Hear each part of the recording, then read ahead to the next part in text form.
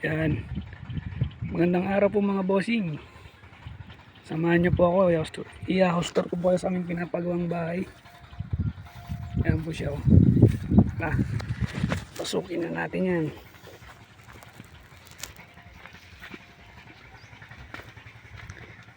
Ito po. Di naman ganun kalaki yan. Pero sapat na para sa aking pamilya. Yan po siya. Yan. Yan, kung mapapansin niyo po, wala pa pong kwarto. Yan, tsaka division. Kailangan po muna natin flooringan bago lagyan ng kwarto. Division. Yan. Tsaka di pa po napaploringan to kasi tatambakan po muna natin. Kailangan mataas para po sakaling bumagyo, umulan malakas, di tayo babahain. Yan, katas po ng pagsisikap naming lahat. Yan.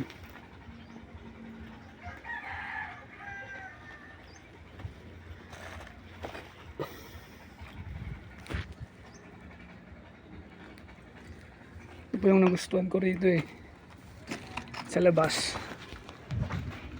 Yan, nakikita yung bundok na yan.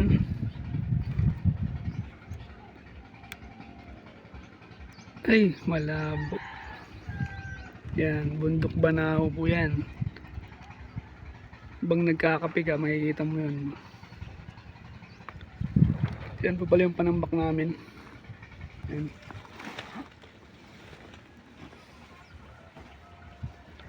Tingnan natin sa labas.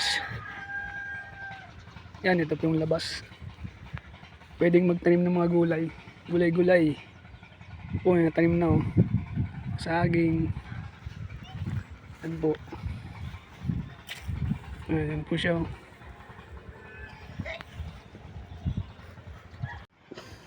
Yan po. Mapapansin niyo po wala pang gumagawa ngayon.